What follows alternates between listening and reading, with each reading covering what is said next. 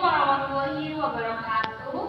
Waalaikumsalam warahmatullahi wabarakatuh. Selamat pagi anak-anak. Selamat pagi Bu. Bagaimana kabarnya? Alhamdulillah luar biasa. Gimana? Siapa aja nih yang gak masuk nih? Sadam. Oh, Syadam. Kenapa Syadam? Sakit. Oh, sakit.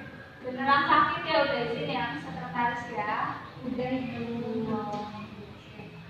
Hari ini ada yang tahu kita mau belajar apa? Sejarah dunia.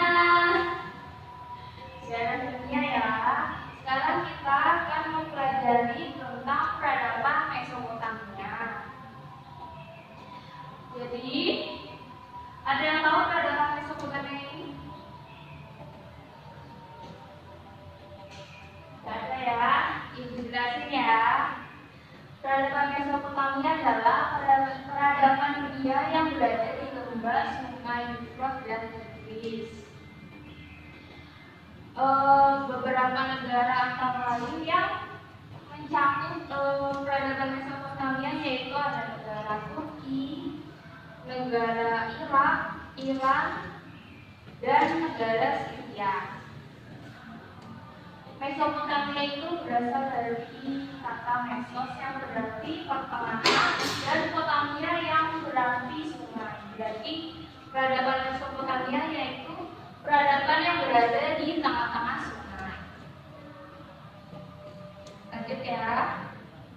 Sekarang letak geografisnya peradaban Mesopotamia. Di bagian timur dan timur laut itu ada Persia dan Iran. Terus di sebelah utara ada Iran dan Turki, ya. Terus di sebelah barat ada Syria dan Yordania. Lanjut ya. Nah, jadi di sini ada bangsa-bangsa yang mendiami peradaban Mesopotamia. Yang pertama yaitu ada bangsa Sumeria. Ibu minta tolong ya untuk bacain ya. Mungkin Mbak Ibu tolong bacakan. Bangsa Sumeria. Bangsa Sumeria merupakan bangsa yang pertama kali mendiami kawasan Mesopotamia, sehingga bangsa Sumeria pantas disebut sebagai penduduk asli Mesopotamia. Bangsa Sumeria datang dari wilayah Asia Kecil sekitar tahun 3500 sebelum Masehi. Pada awalnya, bangsa Sumeria mengolah lahan pertanian yang subur sebagai mata pencaharian. Terima kasih Mbak. Jadi bangsa Sumeria ini adalah bangsa yang pertama kali yang mendiami bangsa Mesopotamia. Banyak juga bangsa-bangsa lainnya yang di sini Ibu cuma nyontohin bangsa Sumeria sama bangsa Persia. Nah, selanjutnya ini ada bangsa Persia. Di bawah pimpinan Cyrus, berdirilah kerajaan Persia yang berhasil memperluas wilayah kekuasaannya dengan menaklukkan Babilonia Baru dan daerah Asia Kecil. Ada yang tahu Asia Kecil itu di mana? Nggak tahu. Asia Kecil itu ada di negara Turki ya sekarang. Raja Cyrus menguasai sebagian dari daerah India bagian barat. Namun dalam pertempuran melawan bangsa Kura, Raja Cyrus ikut terbunuh. Ia kemudian digantikan oleh anaknya yang bernama Cambyses. Jadi Raja Cambyses ini berhasil mengembalikan ketentraman dalam negeri Persia.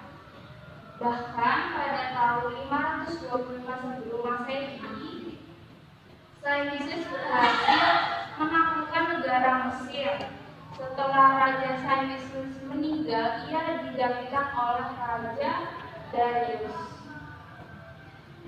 Kerajaan Persia mencapai masa kejayaannya pada masa dibangunnya istana yang megah dan indah di kota Susa. Karena mempunyai tangga raksasa yang memasuki istana tersebut, kerajaan Persia itu hancur jika mendapat serangan dari Iskandar Zulkarnain. Lanjut ya. Nah, selanjutnya ini ada sistem kepercayaannya. Jadi peradaban Mesopotamia ini penduduknya yaitu mempercayai banyak dewa ya, atau kita bisa sebut politeisme, yaitu menyembah 4 dewa. Yang pertama yaitu dewa Enlil, yaitu sebagai dewa bumi. Yang kedua adalah dewa Om sebagai dewa air, dan yang ketiga ada dewa Am sebagai dewa langit, dan yang keempat ada dewa Samas yaitu sebagai dewa matahari. Kenapa sih bangsa Sumeria ini mempunyai banyak dewa? Karena banyaknya dewa ini muncul karena kondisi alamnya itu gak stabil ya. Jadi muncullah banyak dewa ini, ada 4 ya. Selanjutnya ada di bidang ilmu pengetahuan dan teknologi. Yang pertama dari bidang arsitektur. Perkembangan arsitektur Mesopotamia tercermin dalam perencanaan tata letak kota yang dibuat dengan baik. Bangunan yang didirikan dibuat dalam bentuk zigurat yang bahannya terbuat dari batu bata tanah. Model bangunan ini dianggap mengandung makna yang religius. Selanjutnya itu kemampuan mengolah logam ya. Jadi masyarakat pada peradaban Mesopotamia ini sudah sudah mahir ya menggunakan bahan dan logam, yaitu membuat tongkat dan kapak dan lain-lain sebagainya. Selanjutnya yaitu di bidang perkembangan bidang ilmu pengetahuan ya. Ibu mau minta tolong bacain sama Mbak Beni. Perkembangan bidang ilmu pengetahuan.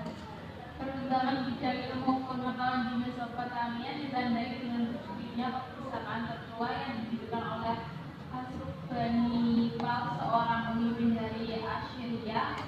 Bangsa Sumeria sudah mengalahkan 60 atau seksagesimal nilai dasar. Susunan angka 60 dipakai sebagai besarnya derajat dalam satu skala, yakni 360 derajat yang dianalogikan sama dengan peredaran bumi mengelilingi matahari dalam 1 tahun yang terdiri dari 360. Bangsa Sumeria ini emang sudah mengenal angka ya, yaitu angka seksagesimal, yaitu bilangan dasar. Terus juga bangsa Mesopotamia ini banyak juga yang menemukan bidang-bidang ilmu pengetahuan yang lain, tidak hanya angka seksagesimal aja. Selanjutnya ada peninggalan kebudayaan. Yang pertama yaitu ada bangunan yang ada yang tahu nggak ini disebut bangunan apa?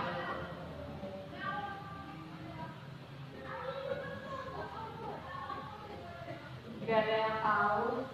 Kasih tahu ya. Jadi ini namanya The Tower of Babel. Jadi segi-segi bangunan di Mesopotamia itu ciri khasnya itu ya bertumpuk-tumpuk gitu ya. Mirip dengan piramida Mesir kan juga bertumpuk gitu ya. Di Mesopotamia juga sama seperti itu. Terus yang kedua ada ilmu hitung. Ada yang tahu itu gambar apa? Semua. Ya, semua. Jadi bangsa Mesopotamia itu dia menemukan banyak penemuan lainnya ya, nggak hanya semua, tapi juga dia menemukan kalender, menemukan waktu, terus juga menemukan roda gitu ya. Terus yang terakhir itu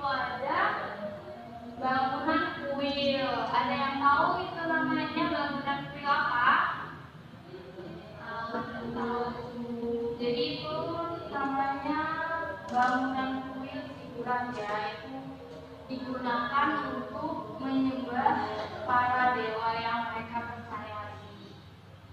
Oke, mungkin itu saja ya penyampaian materi dari ibu. Mungkin dari anak-anak ada yang belum mengerti bisa ditanyakan. Saya mau bertanya Bu. Oke, baik Mbak Fitri, silahkan bertanya. Saya mau tanya, bangsa yang pernah berkuasa dan dapat menembus sungai Eufrat dan Tigris. Baik, saya langsung jawab ya. Jadi tadi yang seperti saya sebutkan, gak hanya bangsa Persia dan apa tadi itu Sumeria ya, gak hanya itu aja ya. Jadi ada bangsa Kadian, terus ada bangsa Amorit atau yang family yang biasa kita kenal tuh Babilonia lama ya. Terus ada bangsa Assyria, terus ada bangsa Kaldea atau bisa kita sebut Babilonia baru, dan yang itu ada bangsa Persia. Seperti itu ya, seperti itu ya. Mungkin ada lagi yang ingin bertanya? Saya belum mau tanya. Baik-baik, silakan bertanya. Mau tanya apa ya persamaan antara peradaban kuno, lembah sungai Indus, lembah sungai Bambol, lembah sungai Eufrat dan Tigris, dan lembah sungai Nil?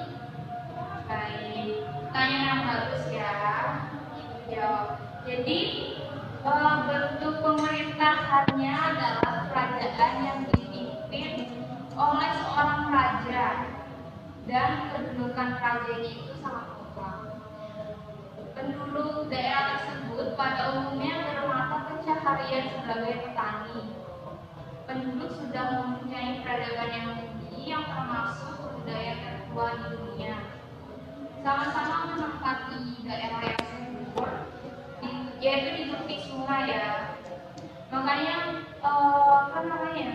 peradaban Mesopotamia itu diikutin oleh banyak negara karena emang lokasinya itu kan strategis ya, berada di lembah-lembah sungai.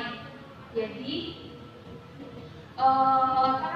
bagus untuk kalau buat perdagangan itu kan mereka lebih strategis ya tempatnya. Mungkin seperti itu baik. Ada lagi yang ingin ditanyakan? Atau sudah paham semua? Sudah paham Bu. Oke, itu saja ya mungkin hari ini. Untuk pertemuan selanjutnya, Ibu mau kasih kalian PR ya. Kok iya, aku kayaknya sedih banget sih. Gak seneng ya Ibu kasih PR ya. PR-nya nggak sulit kok, cuma mencari untuk menjelaskan bangsa-bangsa yang menduduki peradaban Mesopotamia yang tadi disebutkan. Besok dikumpulin ya di kelas ya. Ya Bu. Jangan malas-malas ya. Masih semangat gak nih? Udah siang ya kayaknya nih ngantuk. Iya Bu, ngantuk memang. Oh, belum makan tadi belum sarapan ya. Oke, mungkin ini aja ya yang bisa saya sampaikan. Mohon maaf kalau misalnya Ibu ada salah-salah kata. Assalamualaikum warahmatullahi wabarakatuh. Waalaikumsalam warahmatullahi wabarakatuh.